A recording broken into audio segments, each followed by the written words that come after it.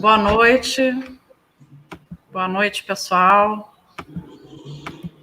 Vamos lá. Boa noite, boa noite. Boa noite a todos. Bom, a gente está aqui, né? Já faz um pouquinho mais de um mês do nosso último webinar, daquele que foi o nosso primeiro ciclo de palestras online. E a gente acabou recebendo retornos bem bacanas, não só a partir da pesquisa que a gente fez com as pessoas que participaram, mas também com as pessoas que acabaram não podendo participar, né, por uma questão ou por outra, e nós que articulamos aqui o primeiro ciclo, acabamos decidindo também por fazer esse novo ciclo. Esse novo ciclo vem numa pegada, né, digamos assim, já de pessoas e de ambientes empresariais que estão aí tentando entender, né, tudo que vem se passando, como o próprio nome desse novo ciclo diz, né, assimilando o impacto da crise. Né? Então, a gente espera que vocês estejam indo bem dentro do possível, né, nessas assimilações todas, não apenas, né, do ambiente de trabalho, dos ambientes produtivos, mas também familiares, né, os contextos pessoais, que todos eles foram impactados, por isso que estamos vivendo aí a partir da pandemia de Covid-19. A gente vai só dar um tempinho, né, para ver se o pessoal chega. Se vocês puderem dar um retorno para a gente, de estarem vendo a gente bem, de estarem nos ouvindo bem, sem interrupções, seria bacana que vocês pudessem se manifestar aí no chat, informando para a gente, dando esse retorno. É só realmente dar o tempinho aqui da gente esperar o pessoal chegar um pouco e a gente poder começar de uma maneira mais calorosa, digamos bem.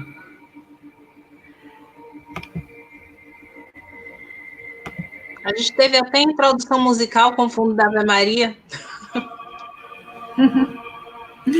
Pois é, todas 6 horas da tarde acontece essa manifestação.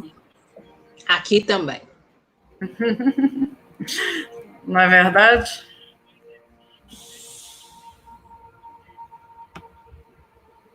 Bom, vamos lá.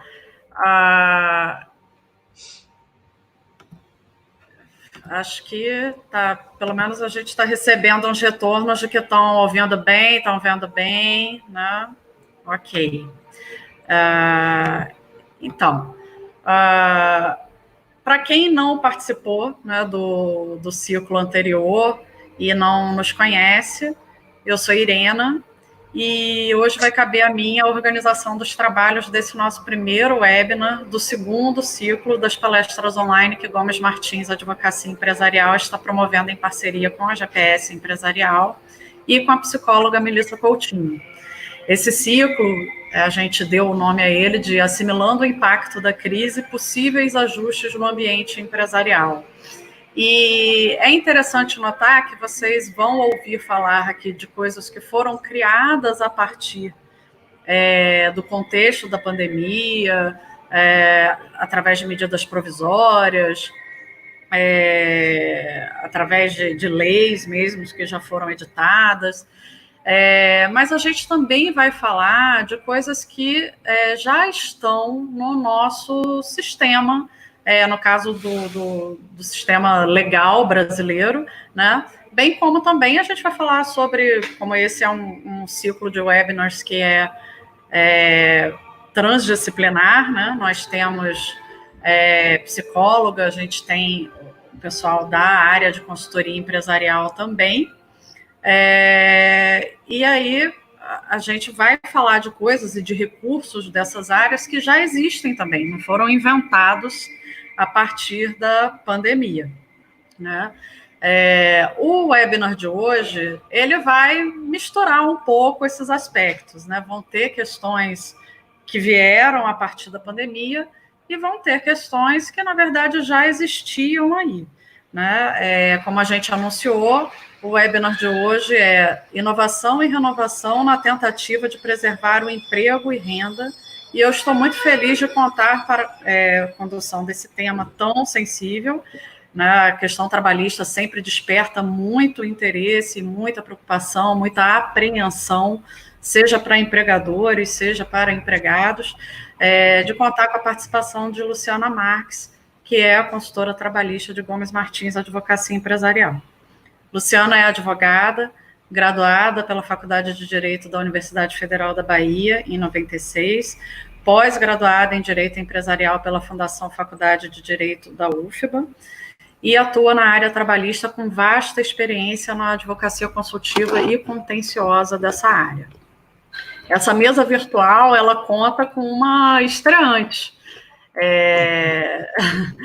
Ela é uma estreante muito experiente, mas é uma estreante aqui no nosso webinar, que é a Áurea Luz. A Áurea Luz, ela é consultora empresarial da GPS, sócia da GPS, e Marta Gomes, advogada, sócia de Gomes Martins. E Marta, como vocês poderão ver na programação completa, que está no nosso site, ela também, como eu gosto de dizer, terá um painel para chamar de seu, né? Acompanha a programação aí da gente, dessa nossa nova série, e eu sugiro que vocês não percam. Como eu sempre também, toda vez que eu estou imbuída aqui do propósito de coordenar os trabalhos, eu sempre gosto de lembrar que eu tenho uma tarefa muito chata, que é a de administrar tempo, né? E isso pode fazer com que eu acabe tendo que cortar um pouco, ou lembrar que o tempo já foi esgotado, tanto da palestrante, da Luciana, quanto das debatedoras, né, Marta e Áurea. Mas é para que a gente tenha também a possibilidade de responder as perguntas que vocês venham a fazer pelo chat, né, que na outra vez funcionou bem. Lembrando que, caso vocês não consigam fazer as perguntas durante o nosso webinar de hoje, que elas podem ser encaminhadas para o nosso e-mail, que é o gomesmartins@gomesmartins.adv.br. E aí a gente responde depois para vocês. A gente encaminha a pergunta, né, seja para debatedora, seja para a expositora do painel de hoje, e a gente vai providenciar o envio da resposta para vocês também. Luciana, eu vou acabar por aqui, agora é com você. Tá. Obrigada, Irina. Boa noite a todos que estão aqui acompanhando a gente. É uma alegria estar participando desse segundo ciclo de webinars. Irina já introduziu, já anunciou do que é que a gente vai falar, né? Estamos há muitos meses lidando com essa situação bastante grave e que assola o mundo de uma maneira geral. E, por incrível que pareça, ainda estamos tentando assimilar os impactos dessa crise, né? Crise que, de forma diferente, mas atingiu a todos nós. E não seria diferente nas relações de trabalho. Então, eu vou começar compartilhando alguma coisa aqui, só para a gente ter um fundinho, e eu quero que vocês acompanhem. Nesse painel, eu pensei em falar, dividi-lo em 3 etapas, né? A gente falar inicialmente sobre o cenário legal. Isso é muito importante, né? Porque quem atua no meio empresarial, mas para todas as pessoas de uma maneira geral, é importante que você esteja ambientado com o que acontece. E quando eu falo cenário legal, eu não digo apenas as leis, mas tudo que administra, tudo que cuida, tudo que rege as relações de uma maneira geral, né? Então, depois que a gente der um apanhado geral sobre esse cenário geral, eu quero falar sobre os desafios, que isso é a parte mais árdua, mais dura para o empresário, para o trabalhador, para o empregado, para todas as pessoas como enfrentar esses desafios nesse período de crise, para tentar vencer essa crise. E depois disso, tentarmos avaliar as possíveis alternativas para ver uma possibilidade de manter o emprego, manter a renda, manter o trabalho, né? Então, avançando nisso, o que é que eu diria? O que é que a gente tem hoje? Qual é o cenário que a gente tem hoje? Esse é o cenário legal. Essa é a imagem que me vem quando eu penso. Essa é a medida provisória. Foi uma medida muito esperada, muito ansiosa, porque ela trouxe algumas ferramentas como um suporte para o empresário, para ele poder disciplinar como seria ao tratar dessas relações, porque a gente sabe que existem encargos muito pesados. E essa medida foi muito criticada, de forma bastante severa. E essa crítica foi tamanha que eu acredito que por isso ela não tenha sido votada e ela simplesmente caducou. E o que quer dizer isso, Luciana? Isso quer dizer que tudo que tinha sido posto na medida provisória hoje não é mais aplicável, hoje não vale. Então, você não pode mais antecipar férias individuais, você não pode parcelar FGTS, você não pode implementar a compensação do banco de horas em até 18 meses, adiar terços de férias, teletrabalho imposto unilateralmente. Então, todas aquelas coisas que foram postas e previstas na medida provisória como ferramenta para poder ajudar o empresário a lidar com aquela situação, você está proibido de praticar. E o que eu fiz, Luciana, naquele período, o que é que eu faço agora? Como é que eu vou fazer? Bem, se eu já pactuei banco de horas para ser compensado em até 18 meses. O que você fez tem validade. O que você fez persiste. Então, se você ajustou um banco de horas para poder praticá-lo, a compensação em até 18 meses, por óbvio, sim, que essa compensação se dará 18 meses após o fim do estado de calamidade pública, que é 31 de dezembro. Senão, não faria sentido que esse ajuste acontecesse. Se você pactuou, se você ajustou o teletrabalho, você foi lá, notificou o empregado e disse que, em 48 horas você vem para o teletrabalho, e depois você cuidou de fazer isso num contrato, esse teletrabalho está valendo. O que você não pode ficou proibido a partir de segunda-feira fazer quaisquer daquelas coisas. O que já foi feito tem validade. Quem não fez, não pode mais fazer.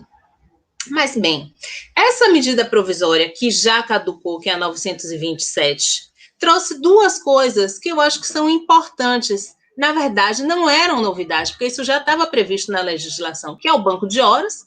É possível você ajustar banco de horas, só que a compensação vai ter que seguir a regra geral da CLT. Então, você poderá compensar as horas extras em até 6 meses. Essa é a regra geral. A menos que tenha algum acordo em convenção coletiva tratando de forma diferente. E a outra coisa é o teletrabalho, o home office, né, cuja nomenclatura já está tão antipatizada de tanto que se fala em home office. Então, o que acontece?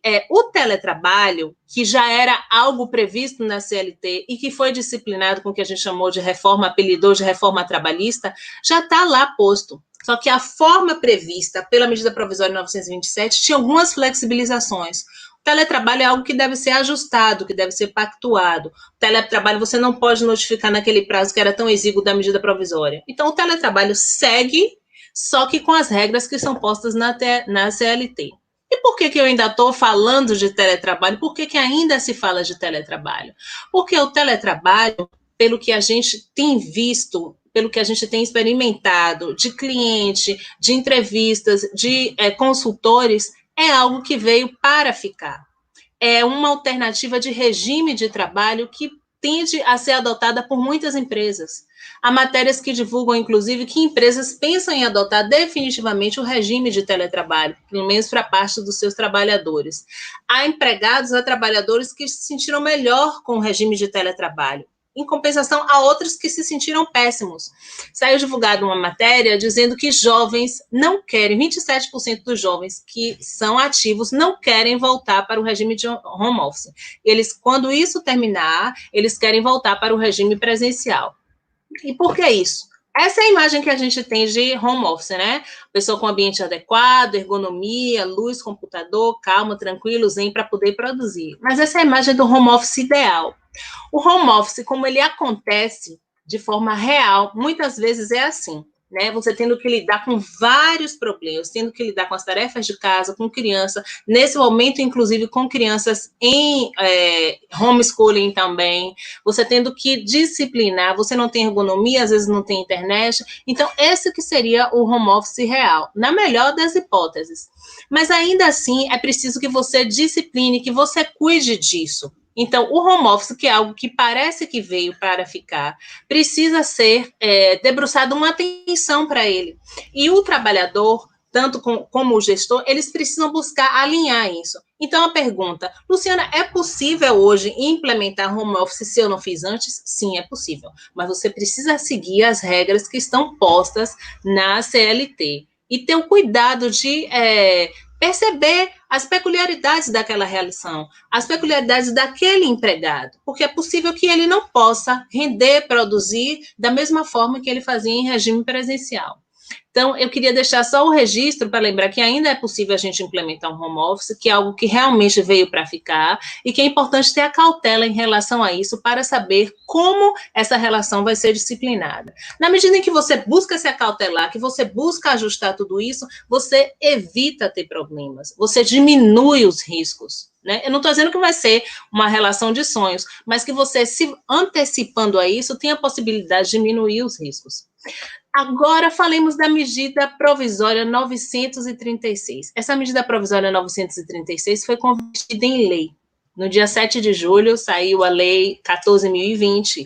E o que é que ela trouxe? Ela, na verdade, trouxe a possibilidade, ela ratificou a possibilidade, ela fez com que a medida provisória continuasse válida, que agora ela passou a ser lei, não é mais medida provisória, e possibilitou que, mediante acordo coletivo ou individual, as suspensões do contrato de trabalho pudessem ser celebradas e também a redução de jornada com a redução proporcional ao salário. E qual a diferença que teve, Luciana, nessa lei, se ela trouxe a mesma coisa da medida provisória? Bem, era importante que a medida provisória fosse votada e aí sim convertida em lei, senão aconteceria a mesma coisa, que a 927 ela caducaria, e ela trouxe uma novidade, que foi a possibilidade de você prorrogar. Só que essa prorrogação não era automática. A lei, quando trouxe a possibilidade da prorrogação, condicionou a um ato do Poder Executivo, que era o decreto. Então, a lei foi publicada no dia 7 e no dia 14, uma semana depois, saiu o decreto. Esse decreto trouxe a possibilidade de prorrogação. E como é que isso vai se dar? Você tem ainda a possibilidade de fazer a suspensão do contrato de jornada por 2 períodos, só que agora ela também especificou, ela pode ser total, parcial ou departamental, porque tinha-se essa dúvida. Quando fizer a suspensão do contrato, faço da empresa toda, posso fazer só de uma parte? Não é discriminação suspender de um e não suspender de outro? Não. Você pode fazer, sim. Você pode adotar um critério objetivo e praticar a suspensão do contrato do que convier ao gestor naquele momento. E essa prorrogação agora faz com que você possa fazê-lo por até 120 dias. Mas é importante que a pessoa esteja atenta nesta prorrogação e ter a cautela de que o prazo máximo é 120 dias. Eu dou um exemplo. Se antes da lei você praticou a suspensão do contrato de trabalho por um período de 30 dias, depois você prorrogou por mais 30, depois você reduziu a jornada, porque você pode fazer um misto, né, entre os dois. Se depois você fez isso e chegou no prazo de 90 dias, veio a edição da lei e veio o decreto e possibilitou que você prorrogasse por mais tempo, você só vai poder fazer por mais 30 dias, porque esses períodos somados só poderão corresponder a um total de 120 dias. Esteja atento quem vai praticar isso para ter a cautela de não extrapolar esse prazo, para que esses prazos sejam somados, para que esse ato que aconteceu entre a publicação da lei e o decreto seja observado, porque antes do decreto não era possível, a prorrogação não era automática. E aí você se depara diante de situações que ficaram nesse limbo, né? Que limbo, Luciana? Porque estamos nessa pandemia há muito tempo. A medida provisória foi de março. Então, inclusive, antes mesmo da medida provisória, quem tinha uma gestão, quem se acautelava, quem antevia essas coisas, começou a tomar algumas medidas nesse sentido. E a medida provisória lá caduca ela tinha previsão expressa de que tudo que foi praticado anteriormente, ela convalidou isso, ela chancelou. Então, se alguém antes mesmo da medida provisória 936 praticou a suspensão do contrato ou praticou a redução da jornada, e aí fez isso em março, abril e maio, tinha um risco dessa pessoa já ter completado o prazo dos 90 dias. E aí? Ela ficou esperando, aguardando que a lei viesse, e vindo a lei, o que é que aconteceu? Trouxe a possibilidade da prorrogação, mas condicionou a publicação desse decreto. Se você ficou nesse ato, você precisa cuidar de instrumentalizar isso, de como de regular, de disciplinar. Por quê? Mas, Luciana, eu não tenho um lastro legal para isso. É verdade que nesse ato você não tinha uma norma que pudesse te dar um costado, eu gosto dessa expressão, como minha avó falava, para lhe proteger. Mas hoje a gente trabalha com a transparência, com a intenção, né, com o ânimo, com a verdade, com o que é que as partes quiseram ali. As partes quiseram buscar uma solução para resolver. Então, é importante que você não fique solto, desamparado, e sim que você cuide de organizar isso. Uma outra coisa que essa lei trouxe foi a ressalva sobre o descumprimento das normas de segurança e saúde do trabalho. Porque, vejam, suscitou-se dúvida a respeito disso. Nesse momento em que a gente vivia uma crise de saúde de tamanha magnitude, ainda havia pessoas que estavam suscitando que essas normas, nesse período, estavam com a exigibilidade suspensa, o que é um absurdo. Ao contrário, nesse momento em que elas devem ser mais observadas ainda. Nesse sentido, é importante que tenha-se a atenção para o que essa norma trouxe, essa lei trouxe. Então, as fiscalizações irão continuar, as fiscalizações estão sim acontecendo, inclusive há inspeções feitas pelo Ministério Público do Trabalho de forma virtual. A gente tem notícia, inclusive, que o Ministério Público do Trabalho daqui da Bahia foi o pioneiro com isso, né? E outros ministérios públicos, outras procuradorias já estão adotando isso. Então, eles criam um esquema, eles criam uma equipe, montam a forma como isso vai acontecer e fazem a inspeção virtual nas empresas, nos locais. Não só a inspeção virtual, como os auditores têm ido, sim, comparecer nos locais da empresa para buscar, para poder investigar e saber se essas normas de segurança e de saúde têm sido observadas. Então, é importante estar atento, mais do que nunca nesse momento, ao cumprimento dessas normas. Então, só fazendo uma sinopse geral de tudo o que é que a gente tem hoje. O cenário legal hoje é isso. A gente tem a Lei 14.020, que ela tem que ser vista juntamente com o Decreto 14.022, que foi que disciplinou a possibilidade dessa prorrogação. É possível, sim, praticar a suspensão do contrato, é possível, sim, praticar a redução da jornada, estando atento aos períodos que a lei fala. Ela pode ser total, parcial ou departamental. E a suspensão de jornada também, a redução de jornada, é importante chamar atenção disso. Tinha-se dúvida a respeito dos períodos. Então, ela também delimitou, ela colocou isso como um marco. Pode ser por 10 dias. O período tem que ser por mais ou 10 dias. Não é possível fazer por um período inferior. E ela pode acontecer por acordo coletivo ou então pode ser por acordo individual. Ela também sanou uma dúvida a respeito do conflito dos acordos individuais e acordos coletivos. Por que isso? Porque a lá caduca medida provisória 927 dizia que havia preponderância dos acordos individuais sobre quaisquer outras normas, o que foi motivo de muito furor e de muita indignação e de muita celeuma nesse cenário, porque a convenção coletiva tinha, sim, previsão constitucional de ter preponderância sobre outras normas, mas não os acordos individuais. E aqui a Lei 14.020 disciplinou isso, dizendo que, a partir do momento em que sobrevier uma norma coletiva, ela vai ter preponderância sobre o que disciplinar o acordo individual, exceto se o acordo individual for mais benéfico, por óbvio, né? Então, ela sanou essas dúvidas.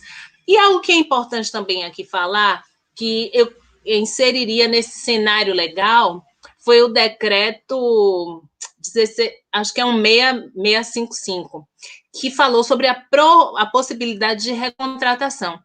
É importante falar isso, porque nesse momento em que a gente vive, digamos assim, sui generis, se houver a gente não sabe ainda como é que as coisas vão ser, as pessoas estão tentando ainda se adaptar. A gente agora está ainda lidando com os impactos da crise. Bem, eu pensei em dispensar uma pessoa, dispensei, agora eu quero recontratar.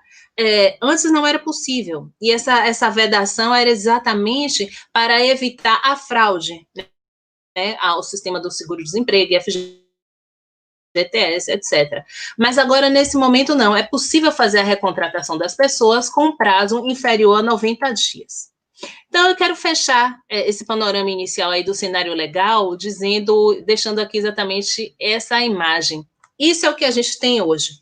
O empregador precisa estar atento a todas as normas que já existem de segurança do trabalho, a disponibilização de EPIs, fazer os exames, renovar os exames, acompanhar os periódicos, observar o ambiente de trabalho, observar a saúde ambiental do trabalho e, além disso, aderir a essas novas normas, né? Fornecer equipamentos, disponibilizar local para higienização das mãos, fornecer álcool em gel, fornecer máscaras em número suficiente, porque essa retomada não pode dissociar o que a gente já tem das normas com esse novo cenário que a gente vive. Então é importante que não só o empregador, mas todos tenham em mente que a gente precisa alinhar essas duas forças.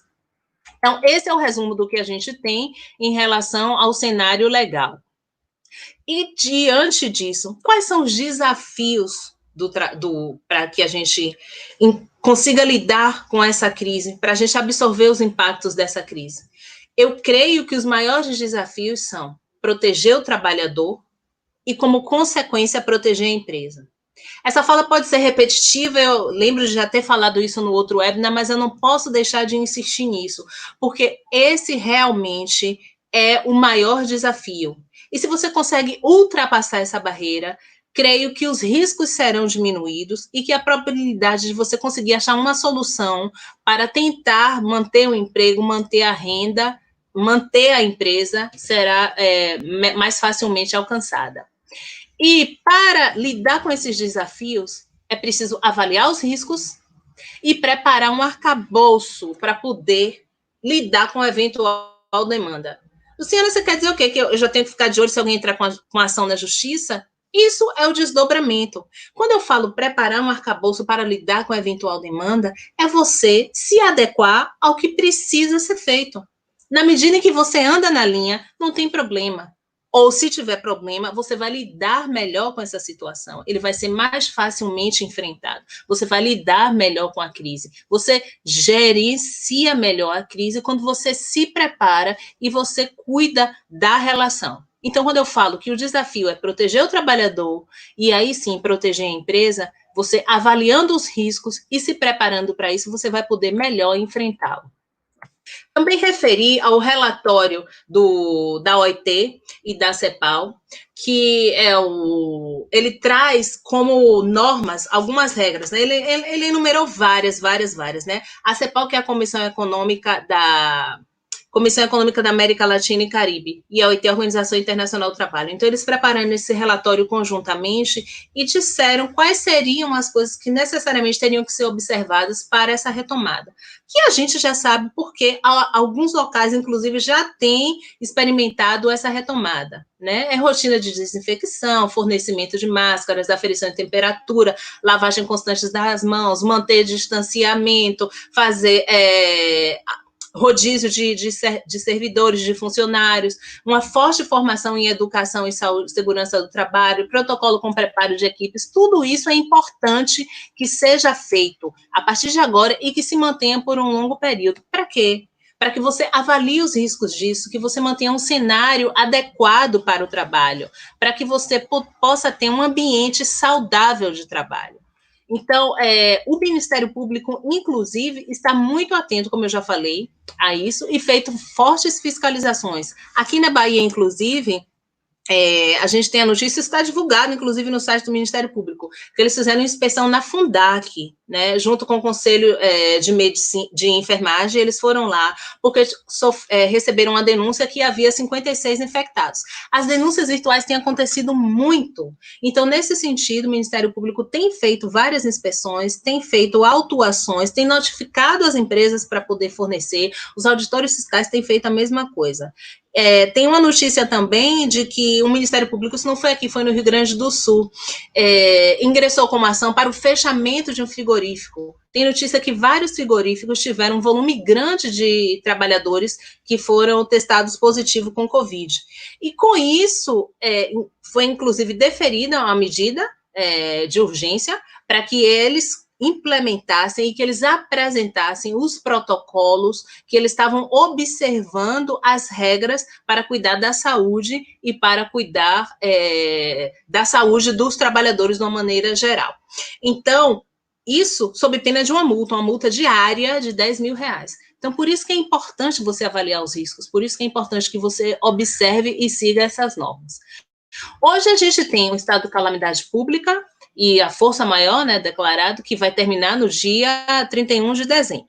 Então, todas essas normas, essas regras que são postas como emergenciais até o dia 31 de dezembro vão estar valendo. Depois disso, por enquanto, não tem nenhuma disciplina diferente.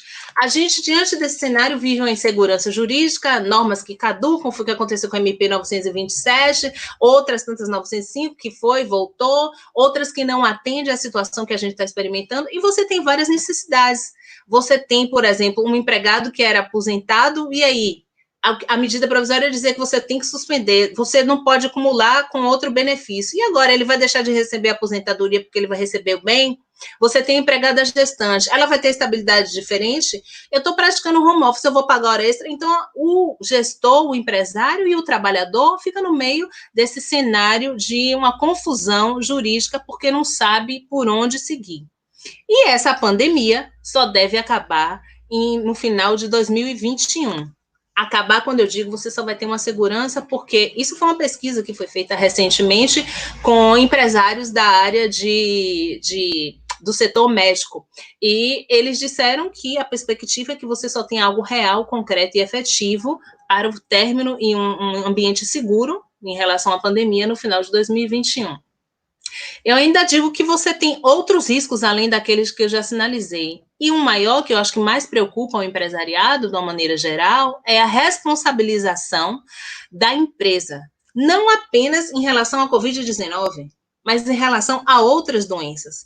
Talvez quem pode falar disso e vai falar com propriedade é a Melissa Coutinho, vocês podem perguntar para ela, porque também tem-se notícia, tem-se divulgado, que tem havido um número crescente de pessoas com doenças psicossomáticas, pessoas com doenças que não são Covid, mas ocasionadas por conta desse período de pandemia. Gente que lidou com morte de perto, gente que se submeteu a certo estresse, gente que ficou com pânico, com medo de ficar doente. Então, outras doenças, há um risco potencial, sim, de responsabilização do empregador, do gestor, por conta disso. Além disso, como eu falei, risco do fechamento de estabelecimento, porque se você tiver um ambiente que não seja saudável, e o que é esse ambiente que não seja saudável, Luciana? Isso é algo abstrato, mas que o Ministério Público pode ir lá, o auditor fiscal pode ir lá, te autuar, e se ele aferir e vir que você não providenciou, não cuidou para que os trabalhadores tivessem um ambiente saudável, ele pode sim ingressar com ação, como foi o que aconteceu no Rio Grande do Sul, e pleitear o fechamento daquela empresa, porque um bem maior que a saúde e a segurança, não só dos trabalhadores, mas da coletividade, está em risco, né? Pedido de horas extras, como eu já tinha falado, invalidade de acordo celebrado. Se você não tem a cautela de fazer aquele acordo, disciplinar ele de forma justa, correta e transparente, sim, ele pode perder a validade. Perda de investidores. Por quê? Porque o mercado de fora está de olho nisso. Então, ele está preocupado não só apenas que você cumpra aquelas regras que estão ali, mas com a responsabilidade social, inclusive, né? O novo relatório que a OIT publicou junto com a CEPAL, ela diz isso, que é impossível você pensar numa retomada sem uma responsabilidade social, sem um ambiente que seja menos consumista. Então, é importante você estar atento a tudo isso. São vários os riscos, né? Contagem errada de prazos, horas extras de empregados, desvio funcional de terceirizados, acho que é algo interessante para falar nesse momento em que a gente vive. Isso por quê? Porque agora a gente tem novas necessidades. Então, por exemplo, há uma prática, deixa eu ver aqui como é que está meu tempo, meu Deus. Há uma prática de você fazer a aferição da temperatura, né? Isso é uma das medidas que tem se adotado, a aferição de temperaturas. E como é que você faz isso? Por exemplo, o banco terceirizou aquele vigilante, e aí, apesar o serviço de vigilância não ser regido pela regra geral de terceirização, porque ela tem uma regra específica, mas ele terceirizou o vigilante, né? O banco terceiriza aquele serviço. E aí, o gestor do banco disse assim, olha, toma aqui, as pessoas que forem entrando, você vai ficar aferindo a temperatura, mede a temperatura, mede... Aquilo não é tarefa nem é função dele. E foi ele, dono do banco, o gestor do banco, o gerente do banco, que até preocupado, coitado, como uma medida, né? Não estou dizendo que ele fez de má fé, ele fez com cuidado mesmo, com o intuito de preservar aquelas outras pessoas que vão circular e os próprios empregados dele. Mas ele precisa fazer aquilo de forma correta. Ele precisa estar assessorado e orientado de como vai adotar essas medidas. Porque há o risco, sim, de ele descaracterizar aquela terceirização, né? Na medida em que ele vai lá e está dando ordem direta para aquela outra pessoa que não é empregado dele, que não é funcionário dele, mas que está ali apenas prestando serviço.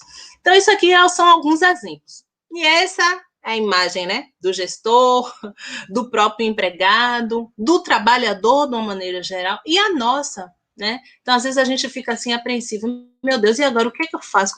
Eu preciso retomar, preciso recomeçar as minhas atividades, já estou no meu limite.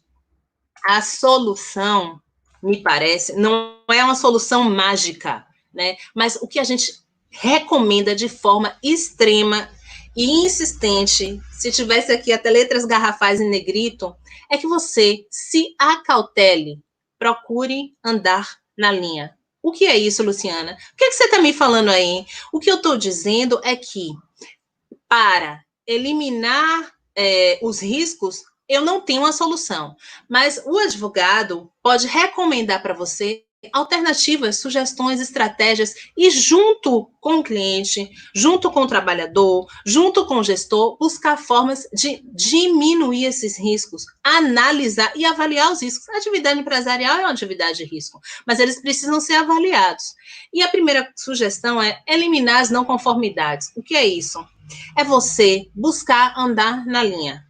Então, você vai ver o que é que... Bem, exame médico. A MP 927 dizia que os exames médicos estavam prorrogados. Ah, então tá, venceu. Não, peraí, gente, estão vencidos esses exames. Então, vamos ver aqui. Chama o RH, chama lá, vê quem é que ficou com o exame pendente. Elimina essas não conformidades.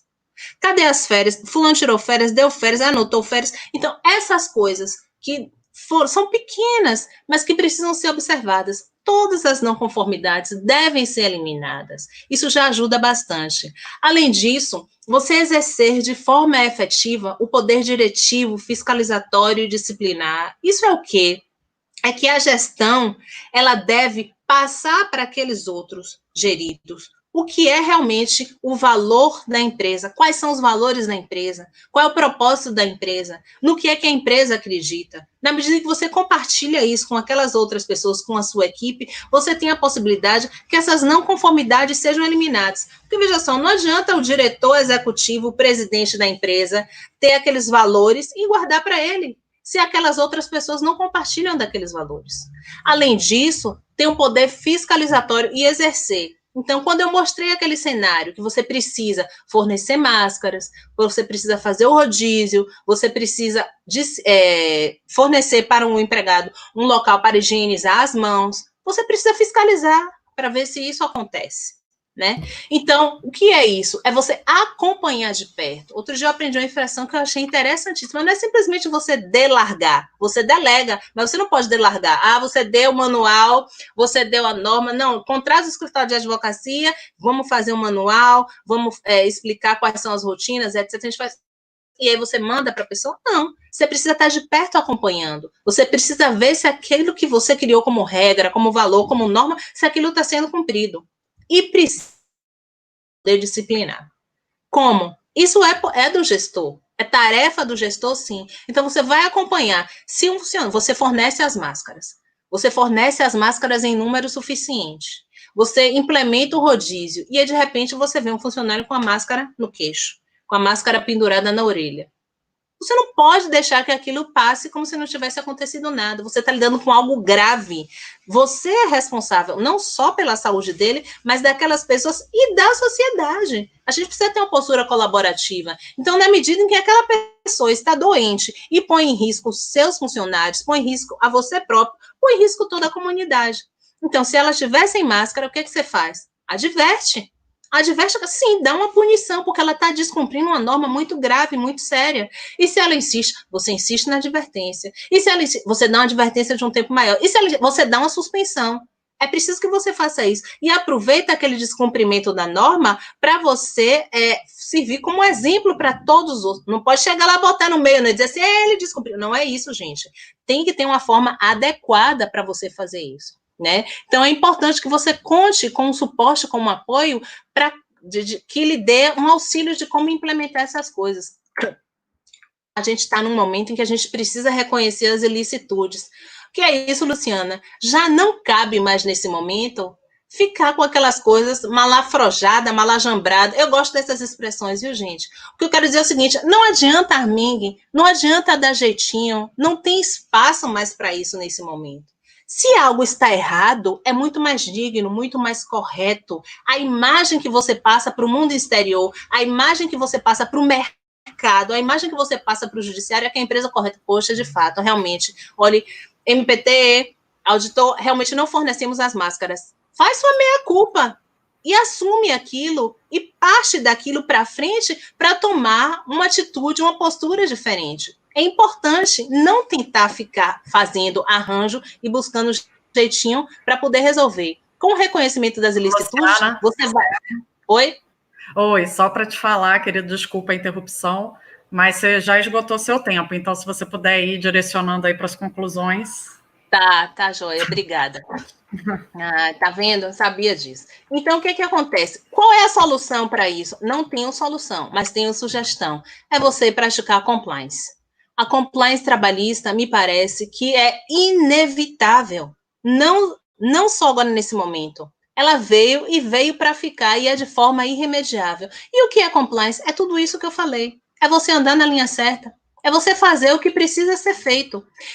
E eu sugiro que, para isso, mudemos os paradigmas. Mudar paradigmas é preciso. Se você não fizer isso, você vai ficar preso a uma situação que hoje já não funciona. Já não funciona. Eu tenho 25 anos de advocacia, já passei por várias etapas e já vi vários cenários. E o que dava certo há 10 anos atrás, não dá certo hoje. Então, é preciso, sim, de forma irremediável, mudar paradigmas. E, para isso, a sugestão que a gente dá é que você siga, que você venha aderir à compliance. Busque transparência, informação, não fique ocultando as coisas, deixando de dizer, diga realmente o que é. Quando você contratar um trabalhador, que ele traga as expectativas dele e que você diga quais são as suas. Seja sincero. Luciana, preciso só fazer uma outra interrupção para assumir aqui a minha culpa. Eu estava com a cabeça num híbrido de tempo dos 2 ciclos, e na verdade você tem mais 15 minutinhos.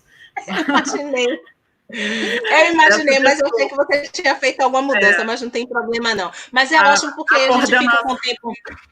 A coordenação ficou descoordenada.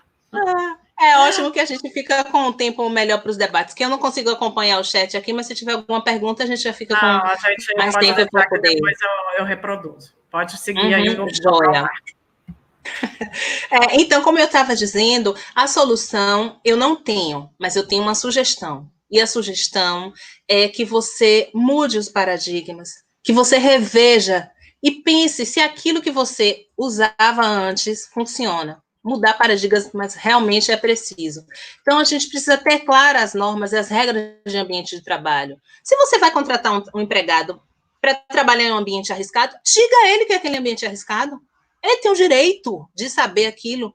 E quando você diz isso, é diferente. Quando você chega no judiciário, você, sim, pode vir a ser responsabilizado se você causar um dano para aquela pessoa. sim, naquela pessoa. Mas você vai dizer, excelência, eu sinto realmente que causei esse dano, mas ele sabia dos riscos que corria. Olha o peso que isso tem, é diferente. Então, quando você deixa claras as regras, quando você é transparente, quando você traz informação, o ganho é para todos. Buscar a solução adequada de conflito. Aquela postura beligerante, belicosa, de conflito, hoje já não tem mais espaço. É preciso rever isso. É preciso que a gente busque solucionar de forma adequada, né?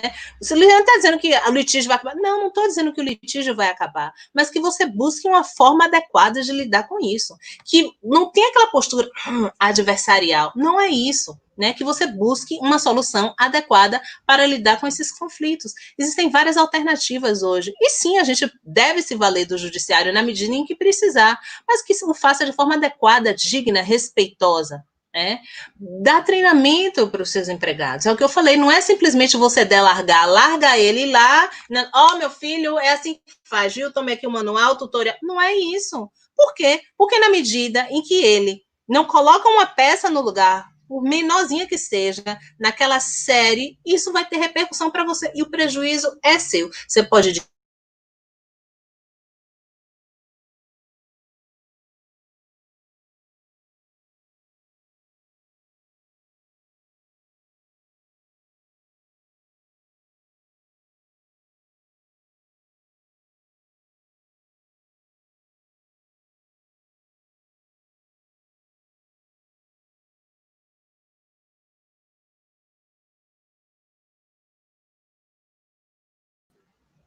Gente, minha conexão caiu? Vocês estão me ouvindo? Eu já estava pronta aqui para indicar que estávamos sem você, mas você voltou mais rápido. Ai, que bom, então. Foi coisa assim, de uns 30 segundos. Então, ai, que bom. Você consegue resgatar aí são aquelas coisas que são ao vivo. Mas como eu dizia, Irina, eu já estou me encaminhando para o final. Todas essas sugestões que nós damos aqui não são soluções prontas. Isso não é fácil, como eu disse, é preciso sim mudar paradigmas.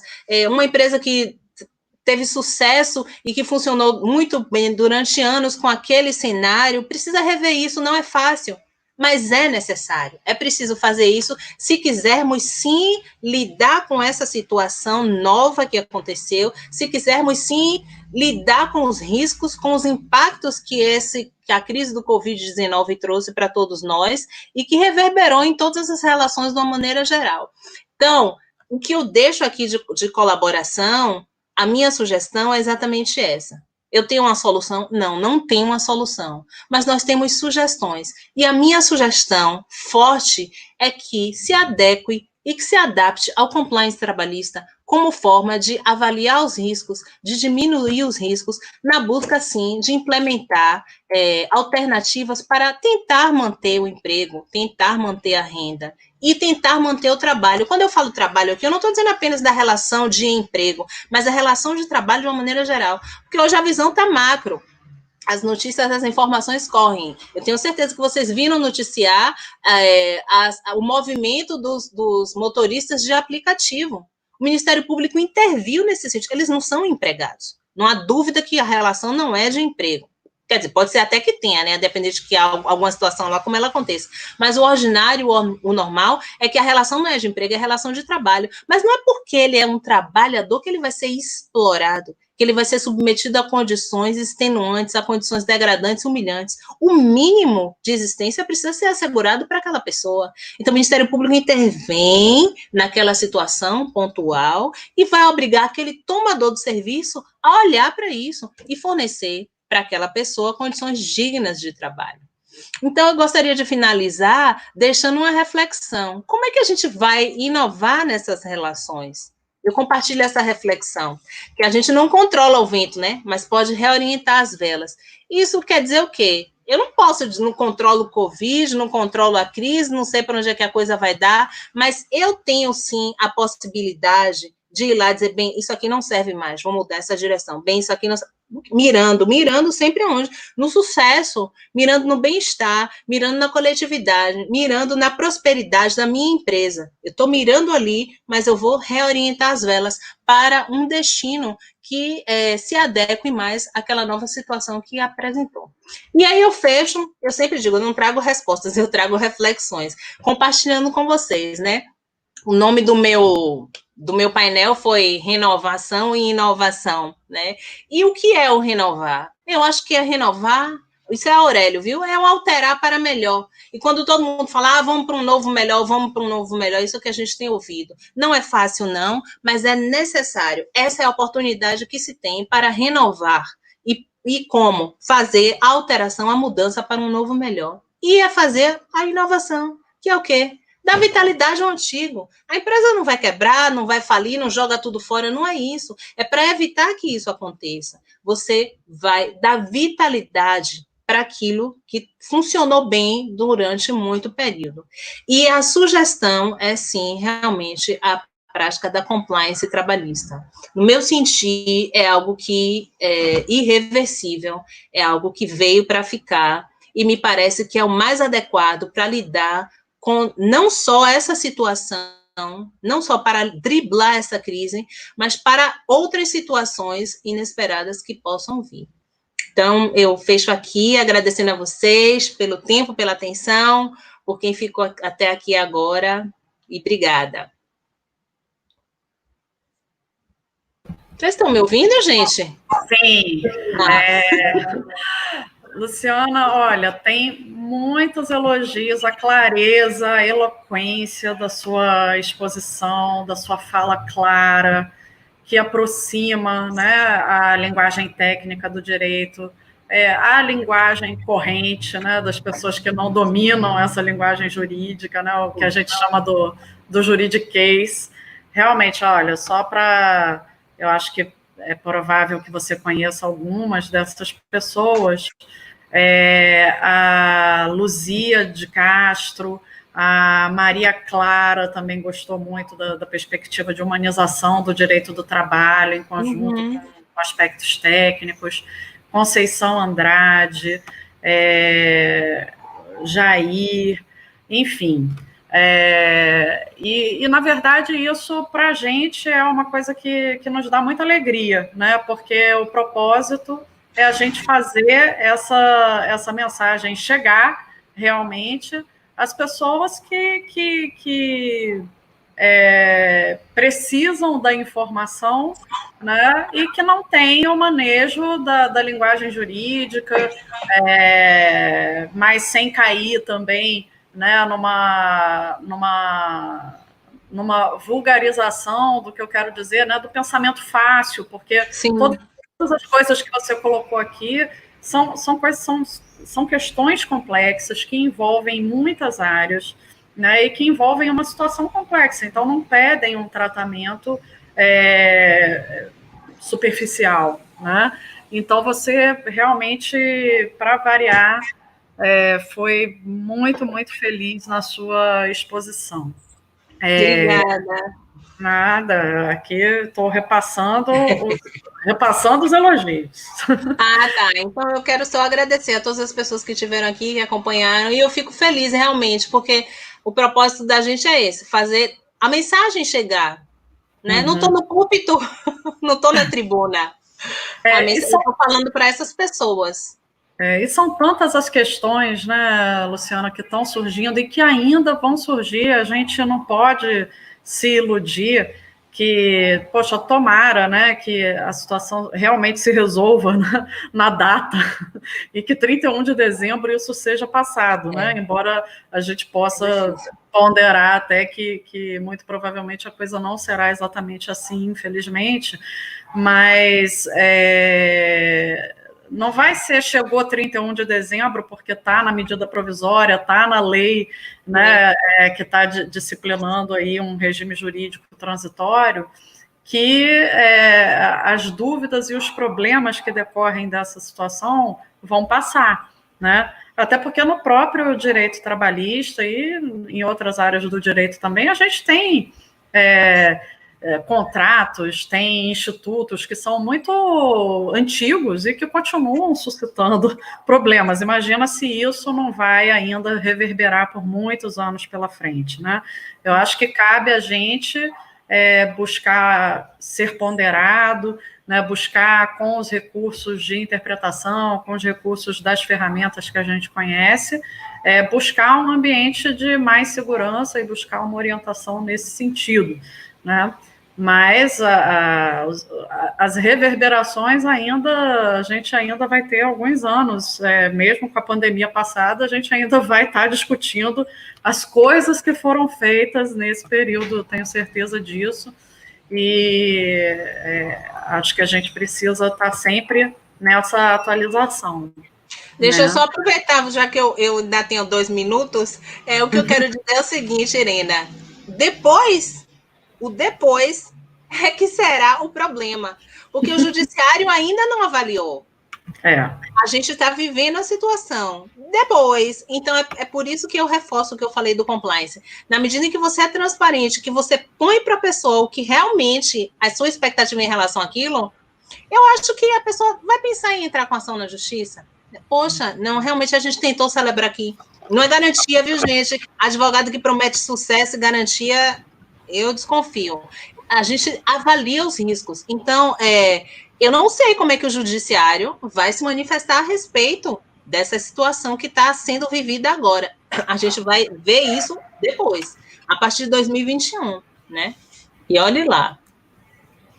Pronto, era isso. Só essa contribuição. Não, inclusive, e até esticando, pegando carona aqui nos seus 2 minutinhos também, algumas coisas estão saindo, mas a gente ainda não sabe muito bem onde elas vão parar, né?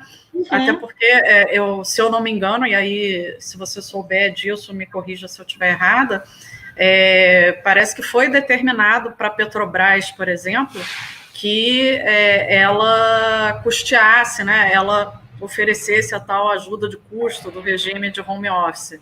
Mas, ao mesmo tempo, também, a gente sabe que a Petrobras acaba tendo um tratamento um tanto quanto híbrido, né, pela Justiça do Trabalho, né, porque por mais que haja o vínculo seletista por lá, é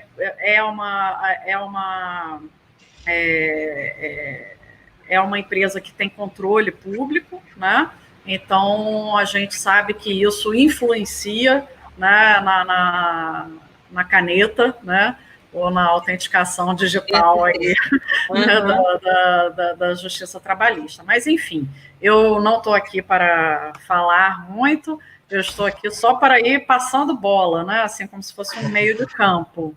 E agora a gente vai partir para as contribuições das debatedoras que efetivamente estão programadas para contribuir aqui com o debate.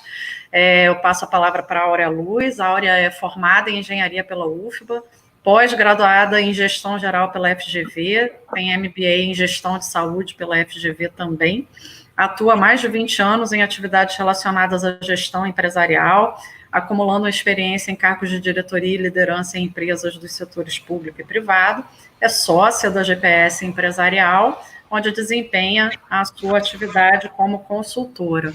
Áurea, vamos lá. Seu áudio.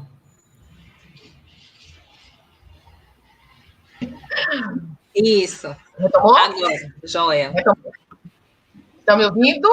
Sim. Boa noite a todos. Bom, a gente conversou um pouquinho. Estão ouvindo bem, né? Ok? Sim. A gente conversou um pouquinho antes, né? Quando o Lu foi trazendo o tema que ele iria abordar. E ele é extremamente rico. E quando a gente fala do empresário, a gente teria aí um universo para explorar. E aí eu fiquei pensando quais eram os recortes que eu tiraria, considerando esse momento, as empresas que a gente assiste, de alguma forma, e trazer um pouquinho da vivência, tá? E aí eu queria fazer algumas contribuições, trazendo essa perspectiva do empresário. Então, eu gostaria de falar exatamente sobre a questão da suspensão, né, da perda da validade da medida provisória 927, e a questão de home office, que eu acho também que é algo que vai evoluir e veio para ficar.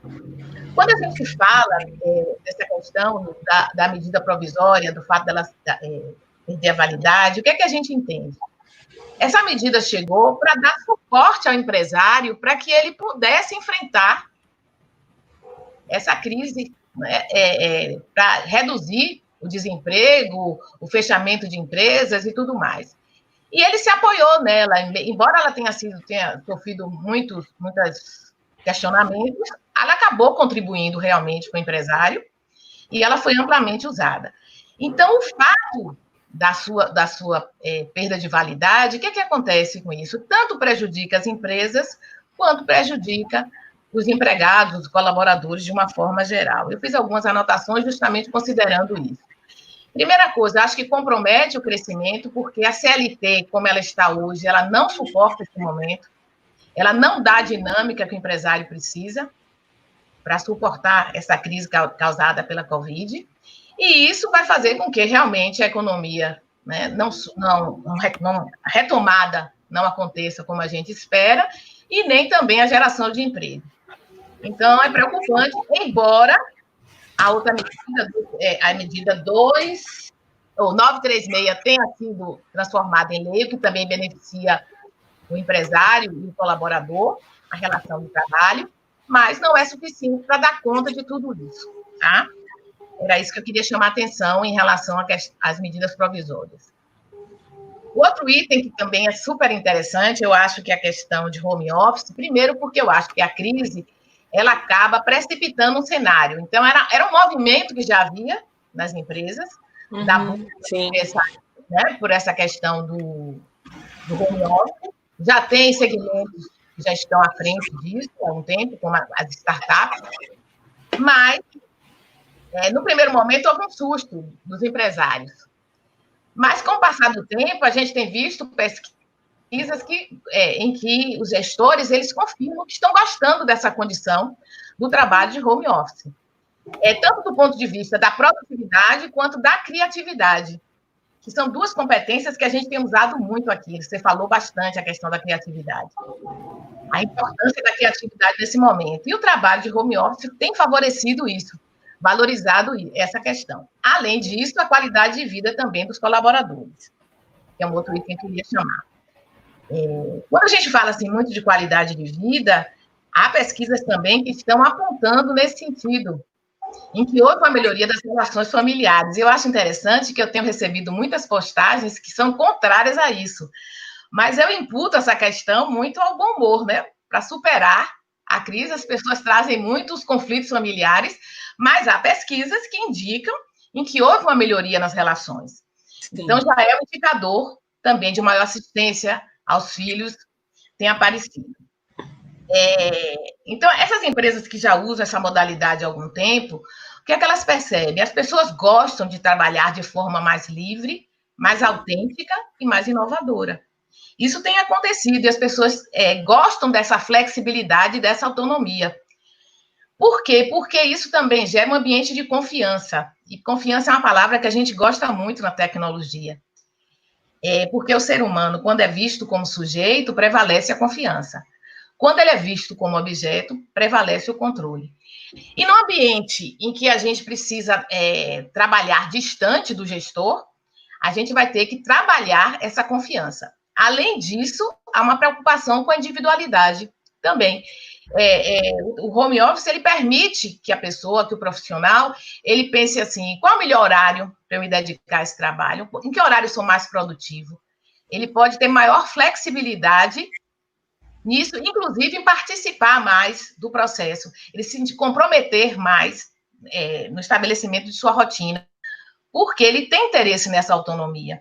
Ele se sente num ambiente de confiança, ele estabelece uma relação de transparência com o seu líder, e isso favorece também que ele se comprometa e contribua, né, com a formação de sua rotina.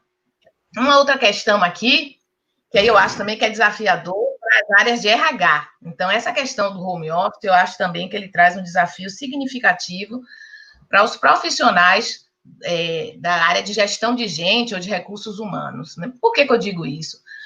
Porque a gente vai ter que começar a encontrar o equilíbrio. As empresas que já trabalham há algum tempo com essa home office, elas sabem que há um tempo em que as pessoas começam a cansar disso e sentir necessidade de interagir. Sim, verdade. E aí os profissionais de RH vão ter que usar da criatividade, que foi a base da sua apresentação, para criar situações de convívio, até que sejam virtuais nesse momento, já que a gente tem que respeitar o distanciamento social. Mas, quando isso passar, nesse novo normal, mesmo prevalecendo ainda o home office, eu acho que a gente vai ter que construir momentos de interação. Porque, embora haja pessoas que gostem de trabalhar individualmente, em silêncio, se concentram melhor, há um limite, né? E as pessoas vão sentir necessidade de socializar. Além disso, para não ter aquele sentimento de abandono. Então, a RH tem que oferecer ferramentas de acompanhamento para eliminar essa sensação de abandono. Aí a gente tem várias possibilidades, encontros eventuais na empresa, a gente pode, de repente, ter escritórios compartilhados, tem empresas que já estão fechando os escritórios, e talvez ter escritórios compartilhados com outras empresas também vai proporcionar esse contato, eu acho que também que é uma oportunidade. Além disso, colaboradores que moram em regiões próximas, também pode haver encontros. Eu acho que a gente tem que trazer isso, e ter essa consciência que é promover a liberdade sem tirar a socialização, sem cortar abruptamente, né, as vantagens da convivência. Então, hoje a gente está impedido por uma condição especial, em que o distanciamento, né, é um cuidado. Mas quando tudo isso passar e que o home office ficar, a gente tem que buscar encontrar o equilíbrio para não gerar essa situação de total isolamento. E tentar, né, dar ao ser humano essa oportunidade, tanto de qualidade de vida, mas de uma qualidade de vida voltada também de uma forma planejada e saudável. Tá?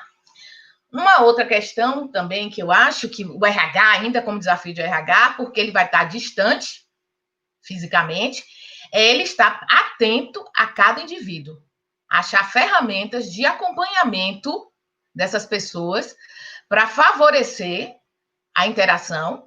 E, além disso, os líderes eles vão ter que aprender a acompanhar não carga horária, cumprimento de horário.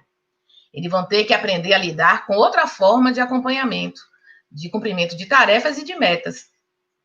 E veja que a gente não está numa condição muito favorável no momento, porque as pessoas estão impactadas pela crise. E aí isso compromete o desempenho das pessoas. Então, é uma referência o que a gente está vivendo hoje.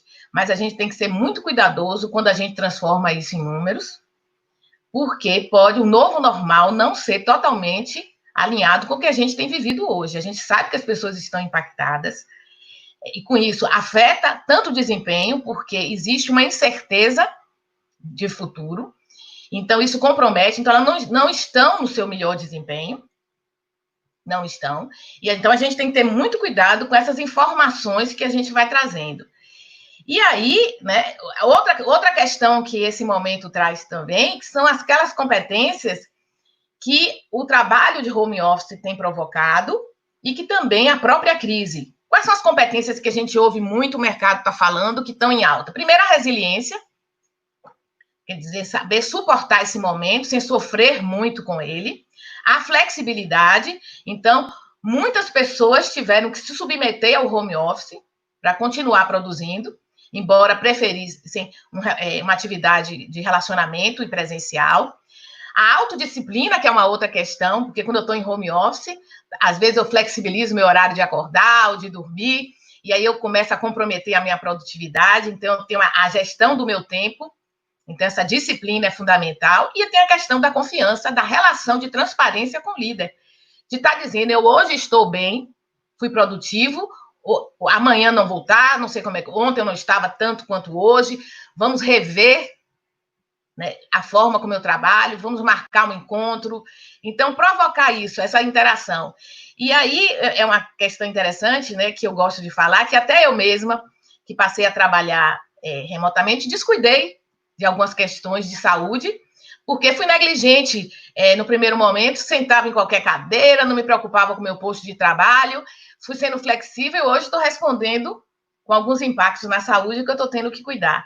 E isso quer dizer também para a medicina do trabalho, para o RH, ou para o pessoal que cuida de gente nas organizações, eles vão ter que construir ferramentas que permitam que eles acessem essas pessoas e as condições de saúde que eles estão em casa, o posto de trabalho, criar ferramentas também para treinamento à distância, e acompanhamento e exercícios que provoquem com que as pessoas saiam um pouco dessa realidade. E concluindo minha fala, Lu, acho que você talvez tenha falado um pouquinho isso, mas é bom frisar, porque eu fiz aqui uma pergunta, mas eu acho que você concluiu isso, mas eu acho que é importante que a gente frise. Diante desse momento transitório, em que algumas coisas parece que vieram para ficar, e que eu falei até, inclusive, que a gente deve ser cuidadoso muito nessa análise do que veio para ficar, porque a gente ainda está sob o impacto da crise e ela, às vezes, não traz o dado de forma clara. Diante de tudo isso que a gente tem vivido, né, para a gente continuar seguindo, sem ferir a segurança empresarial, que é uma outra questão. A gente tem visto muito o empresário tendo que se arriscar em algumas circunstâncias, porque senão ele deixa de existir enquanto empresa. E além do impacto no colaborador. Assim, sem comprometer a segurança empresarial, qual é o caminho do meio? Qual é o caminho do equilíbrio para que a gente consiga transpor esse momento e que a gente leve dele o que há de melhor? Acho que é por aqui. Áurea, obrigada pelas suas contribuições. Essa é super pertinente. A fala podia ser sua, porque eu acho que foi muito interessante, né? Agregou demais, e eu acho que, assim, foi uma complementariedade muito pertinente com a minha fala. E eu devolvo essa pergunta, porque eu acho que você já trouxe a resposta para ela, né? Tudo que você exemplificou, tudo que você ilustrou, eu acho que é a resposta para isso. É inevitável que o empresário precisa avaliar os riscos, né? Você diz, qual é o caminho do meio? É ele seguir mesmo nesse caminho do meio. E o caminho do meio é o que eu já soprei antes. Eu acho que é a compliance trabalhista. A compliance trabalhista é o caminho do meio e eu acho que deve ser a meta. E o que é isso? Talvez a gente... É uma palavra ordinária para a gente, compliance, mas talvez as pessoas não saibam, né? É um anglicismo mesmo, porque realmente é um termo que é importado e surgiu lá. E a compliance é exatamente você andar com conformidade, é fazer o que é certo, né? É buscar isso. E para ele usar esse caminho do meio, ele vai precisar de um suporte.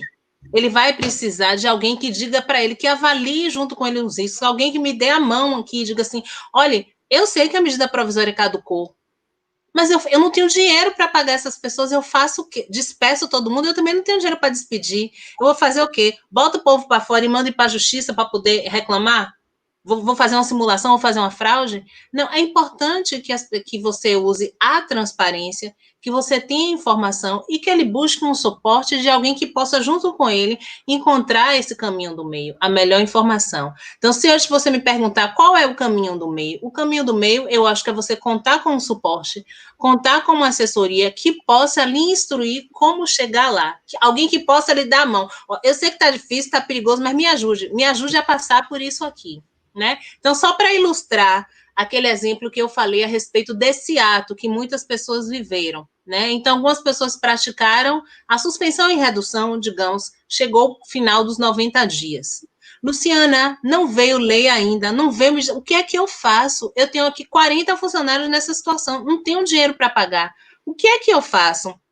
Se a gente tivesse uma demanda nesse sentido, eu ia ter a possibilidade de dar uma orientação para essa pessoa.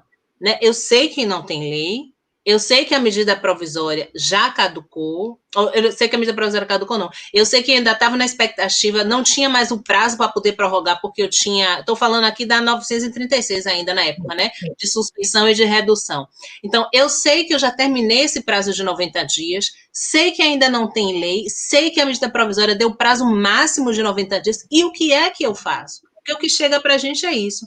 Então, aí, quando você conta com um suporte, Alguém que tenha experiência e que esteja acostumado a isso vai ver o que é que o legislador está pensando em fazer, vai ver quais são os rumores, vai ver se tem algum projeto de lei para isso, vai ver como é que está a votação disso na Câmara, no Senado, vai ver se teve emenda, vai ver como é que o cenário político está se manifestando, vai ver se tem alguma portaria, algum decreto, alguma nota técnica, vai buscar no sindicato algum socorro. Então, eu acho que é importante você contar com alguém para ajudar a atravessar essa etapa e buscar uma forma adequada de solucionar aquele conflito, né, que apareceu. Então, para responder de forma objetiva para isso, se fosse essa situação, eu recomendaria, assim, de forma abstrata, que se administrasse essa situação através de um ajuste, porque era a única alternativa que você tinha naquele momento. Então, de forma transparente, você ia buscar um sindicato para poder robustecer aquilo, se fosse possível. Se você não pudesse buscar um sindicato, você ia fazer aquilo de forma individual. Então, você ia botar, ia fundamentar, você ia justificar, você ia se expor ali, dizer quais são os riscos que você estava correndo. E o empregado também. Luciana, você tem certeza que isso é seguro? Não, não tenho certeza. A tarefa do advogado não é te dar certeza, é dizer assim, olha, eu estou fazendo todo o possível que para essa dificuldade que você esteja passando, você enfrente da melhor maneira. Então, é essa a nossa tarefa. Eu não trago segurança jurídica absoluta de jeito nenhum. Eu lhe dou um norte, uma luz, uma orientação. Estou junto com você atravessando aquilo ali. Então, nesse caso específico, só para ilustrar, se você me pergunta qual é o caminho do meio, o caminho do meio é você buscar alguém que ajude você a atravessar essa fase. E para esse caso concreto, eu ilustro dessa forma. Eu buscaria uma forma de reduzir a termos, de botar no papel aquelas intenções daquelas duas partes, do trabalhador e do empregador. Era isso que eu diria. Okay. Obrigada pela pergunta. Obrigada também. Áurea, ponderações maravilhosas que você fez. Essa questão da presença, né? Eu fico um pouco assim reticente quando eu ouço muito essa coisa assim, agora o home office vai estar no novo normal, né? Porque no final das contas o ambiente de trabalho é também um propagador de cultura, né? Da cultura daquela empresa, o modo dela, né, estar e vender seus serviços, vender seus produtos e tal. Então eu fico pensando como fica essa questão, principalmente em empresas aí, é claro que as menores podem também ter uma cultura muito arraigada, né? Mas quando a gente fala em cultura empresarial, a gente acaba também pensando, pelo menos, um pouco mais nas médias e grandes, né? Eu fico pensando como vai se disseminar e consolidar uma cultura entre pessoas que não estão se encontrando, que perdem, né? Eu acho que a fibra, né, dessa relação vai se esgarçando, né? Desse tecido vai ficando um pouco esgarçado, mas adorei as suas ponderações.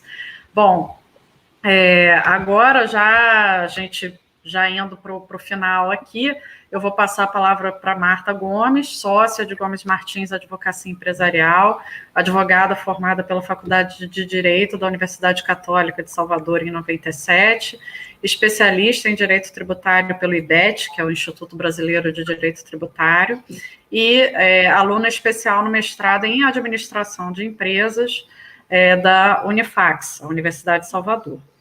Marta, é contigo.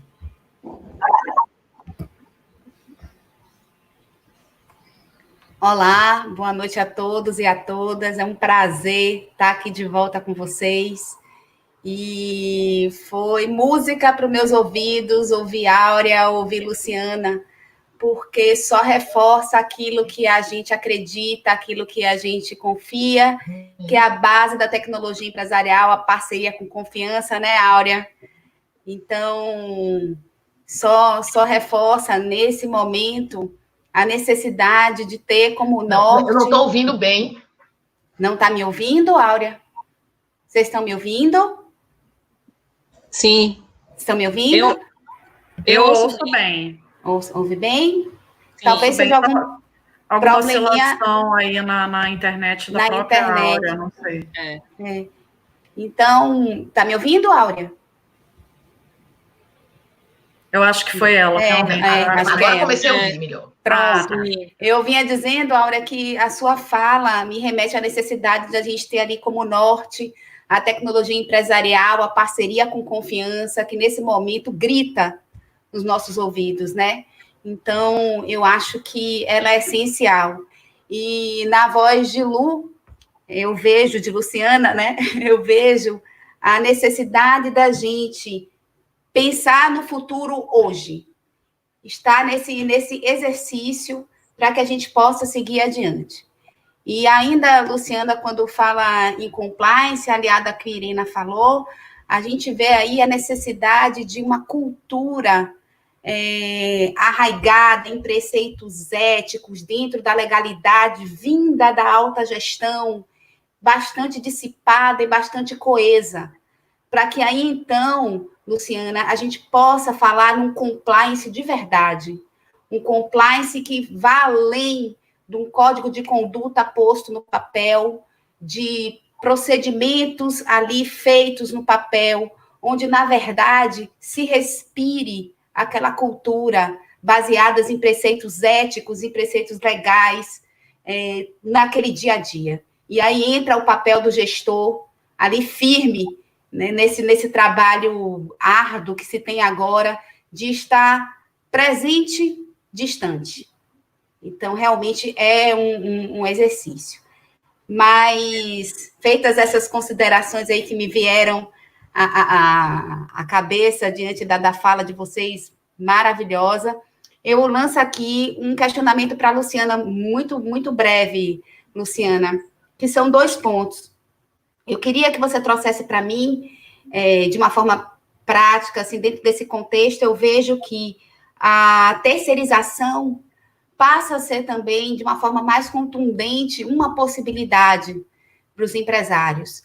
Então, para quem não é da área, o Supremo Tribunal Federal, que julga a constitucionalidade de leis, já se manifestou no sentido de que a terceirização ela é constitucional.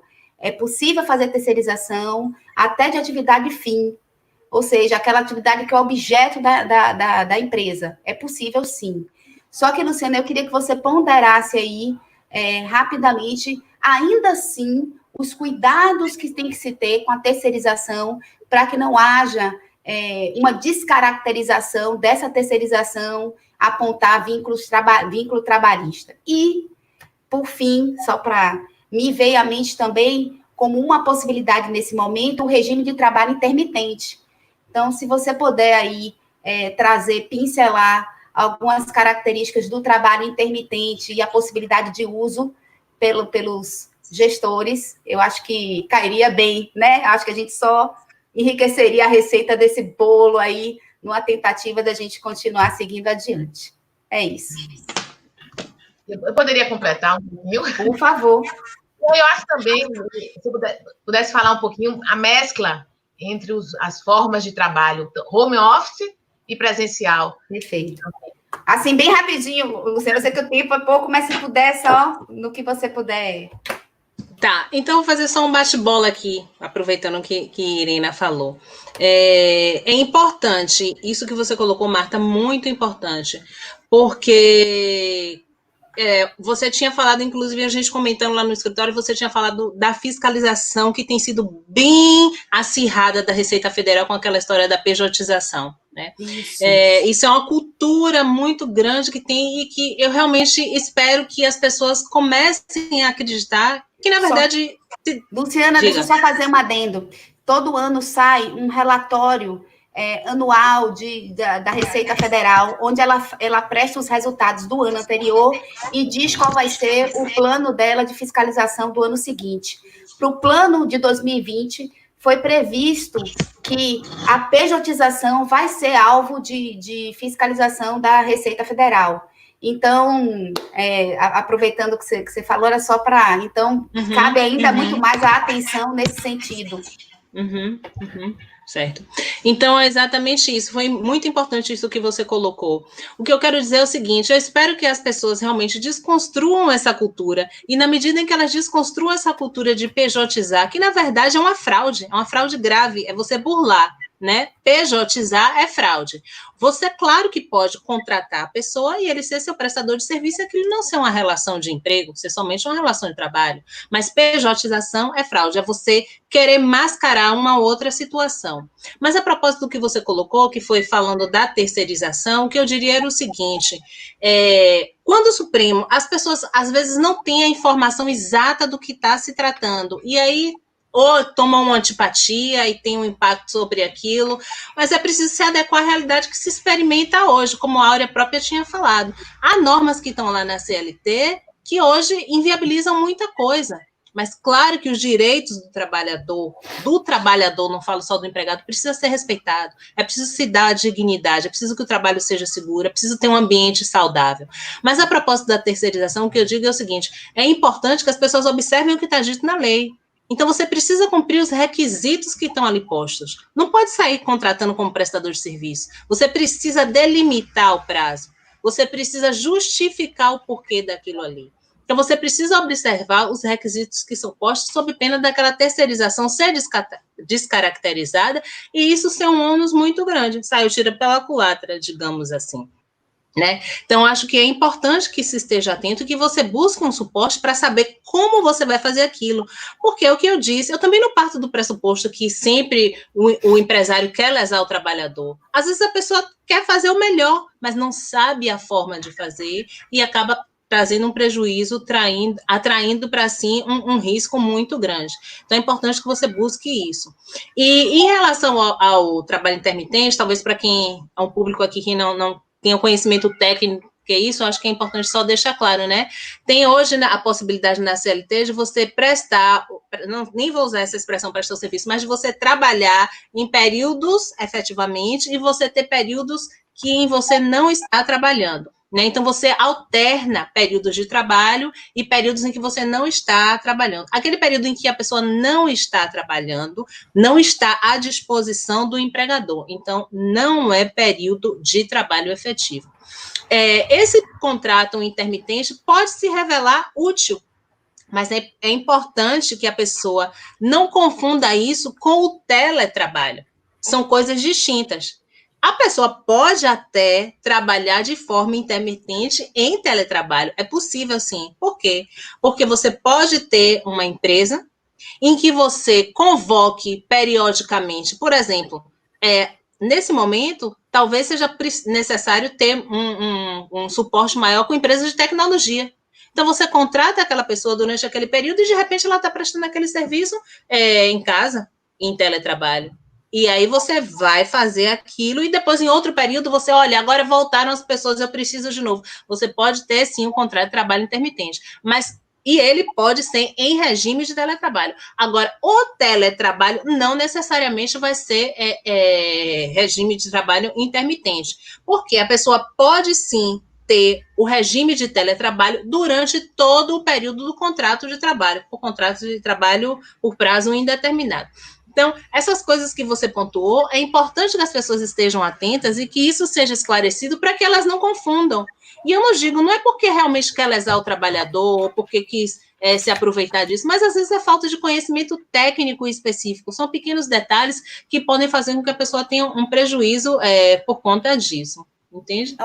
Luciana, só em complemento, e assim, o regime de trabalho intermitente, ele acaba sendo um aliado do gestor, do empregador, na medida em que ele possibilita que, nesse período de intervalo, o contratado possa até trabalhar, prestar serviço para outras pessoas, e ele, enquanto contratante, não tenha que pagar como hora à disposição do trabalhador. Então, eu acho que pode ser também, Áurea, Irina, uma saída mesmo, uma alternativa muito importante que a reforma trabalhista acabou trazendo para a gente de uma forma contundente, e eu acho que pode trazer aí ser uma porta a ser acessada, talvez, de uma forma mais contundente. Vou botar uma pimentinha aí, né? Assim, porque a gente acaba sendo muito intuitivo a partir dos contatos que a gente vai tendo com as pessoas. E acho que o empresário, ele pode se surpreender com essa demanda vindo do colaborador, que a partir desse momento ele está em busca também de qualidade de vida. Eu tenho ouvido muitas pessoas falarem sobre isso, a busca pela qualidade de vida. Então, pode partir do colaborador a proposta de redução de carga horária também. É uma outra questão que pode surgir a partir desse momento de crise. E aí, só para fechar, que aí já né, só que a Áurea me veio, Luciana, é que o seguinte, né, Áurea, e aí a gente começa a entrar também na análise do perfil de cada um. Você veja como cada um reage a essa situação, que é exatamente o que Melissa Coutinho vai falar num webinar, que é tratar exatamente o perfil de cada um dentro desse contexto. Agora, Áurea, eu vou aproveitar a sua pimenta, porque eu sou baiana, eu vou botar mais pimenta ainda. Então, nesse exemplo que você deu, você que lida com empresários, você que lida com a gestão, veja só, você tem notado isso. E aí o trabalhador ele se deu conta que é importante para ele aquilo. E aí o seu cliente diz assim, Áurea, o que é que eu faço? Ele quer diminuir a jornada. Isso vai importar em redução de salário. Eu não posso... O que é que eu faço, Áurea? Isso é mais pimenta. Então, são essas situações novas que a gente precisa olhar. E, para isso, você precisa trazer frescor para o que acontece. Porque se as relações ainda não terminaram, mas elas não podem mais seguir da mesma forma em que elas vinham, você precisa dar um novo olhar para ela. Você precisa dar frescor para ela, dar vigor para ela. Por isso, inovar e renovar. Eu acho que não tem outra alternativa. Muito Era bom. essa a contribuição. Gente, olha, eu só posso, já aqui nos finalmente, né, desse nosso primeiro webinar, desse nosso também segundo ciclo de palestras online, agradecer muito a presença e participação de cada uma de vocês. A gente não teve aqui propriamente perguntas, né? Houve muitos elogios, né? Não apenas à participação de Luciana, como eu cheguei a pontuar, mas agradecimentos às contribuições de Áurea, de Marta. Então, se por um acaso fechar aqui, né, este ambiente virtual e lembrar, puxa, eu não fiz a pergunta, lembrem que tem a possibilidade de encaminhar o questionamento pelo e-mail do escritório, gomesmartins@gomesmartins.adv.br. E eu gostaria também de deixar aqui o convite para o nosso próximo encontro, que é na terça-feira da próxima semana, dia 28 de julho, também às 18 horas, e aqui eu vou ter que falar em causa própria, não vai ter jeito, né? É uma propaganda, uma coisa meio cabotina, né? Mas então é aquela coisa assim, não perca, né? Sou eu mesmo que eu vou falar, né? Então... eu vou ser a expositora do painel da próxima semana, e o nome desse webinar é Precisamos Falar sobre Contrato Social. Vai ficar chato, né? Eu falar, não percam, né? Muito não percam. Mas, enfim, eu gostaria muito de contar com a presença de vocês. A ideia é a gente... e aqui é uma daquelas questões que me remete ao início da minha fala aqui, introduzindo os trabalhos. Muitas das coisas que a gente vai ver aqui surgiram no contexto da pandemia. A conversa sobre contrato social, ela sempre foi necessária. E na pandemia, ela só revelou o quão importante teria sido se tivesse acontecido antes, né? Porque na crise, as relações ficam mais em crise ainda. Né? É difícil, muitas das vezes a pessoa pega a crise para resolver, aparar arestas e tal, mas normalmente não é o que a gente vê acontecer. A gente vê um acúmulo de insatisfações, um acúmulo de coisas que poderiam ser de um jeito e não foram, porque você não falou, porque o outro não discutiu. E a gente precisa também discutir muito essa cultura da não discussão, né? Então, fundamentalmente, a gente precisa falar sobre contrato social, porque ele é fundamentalmente negociação, né? E esse é o meu script, digamos assim, da próxima semana. Contamos com vocês lá, espero que a gente possa se ver na próxima terça-feira e nas próximas. Acompanhem a programação no nosso site, nas nossas redes sociais. A gente está sempre fazendo a divulgação aqui desse novo ciclo. Boa noite, fiquem bem. Agradeço novamente a presença de cada um e de cada uma de vocês. Boa noite, gente. Boa noite, eu também quero agradecer. Depois aqui eu vi no chat a presença de todo mundo. Obrigada pelos comentários, pelas contribuições. É muito rico para a gente ter a participação de vocês, né? Não só assistindo, mas na medida dos comentários. Essa é a forma que a gente tem para poder socializar, né? E eu realmente me sinto, assim, recebida, todas nós, a cada comentário desse de vocês. Obrigada pelas falas. Boa noite, gente. Boa noite, gente. Tchau, tchau. Boa noite. Tchau, tchau.